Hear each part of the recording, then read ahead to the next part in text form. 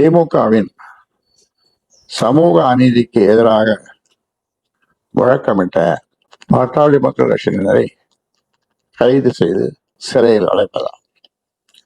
அரியலூர் மாவட்டம் காடுவெட்டி கிராமத்தில் அநேக சங்கத்தின் மறைந்த தலைவர் மாவீரன் ஜே குருவின் உருவச்சிலைக்கு அமைச்சர் சிவசங்கர் மாலை அணிவிக்க சென்ற போது வன்னியர்களுக்கு எதிராக திமுக இழைத்து வரும் சமூக அநீதியை கண்டித்து முழக்கம் எழுப்பியதற்காக பாட்டாளி மக்கள் கட்சியை சேர்ந்த அன்புமணி, சிங்காரவேலு, சீனு ஆகிய மூவர் கைது செய்யப்பட்டு சிறையில் அடைக்கப்பட்டுள்ளனர். திமுக அரசின் இந்த வன்னிய விரோத நடவடிக்கை கடுமையாக கண்டிக்கத்தக்கது.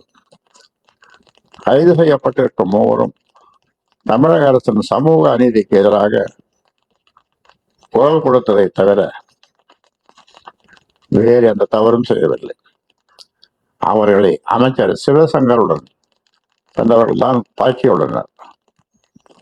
ஆனால் தாக்கியவர்களை விட்டுவிட்டு பாதிக்கப்பட்ட பாட்டாளி மக்கள் கட்சியினர் மீதே காவல்துறை வழக்கு பதிவு செய்து கைது செய்திருக்கிறது. காவல்துறையினர் நியாயமாக நடந்து கொள்ள வேண்டும். ஆளும் கட்சியின் கைப்பாவையாக காவல்துறை செயல்படக்கூடாது. பாட்டாளி மக்கள் கட்சி இத்தகைய அடக்குமுறைகளை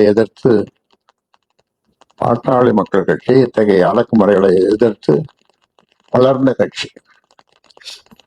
இத்தகைய அடக்குமுறைகளின் மூலம் பாமகவை ஒழிக்கி விடலாம் என திமுக நினைத்தால் அது நடக்காது. பாட்டாளி மக்கள் கட்சியினருக்கு எதிராக அடக்குமுறைகளை கட்டவிழ்த்து விடுவதற்கு பதிலாக வன்னிய மக்களுக்கு சமூக நீதி வழங்குவதில் ஆர்வம் காட்ட வேண்டும்.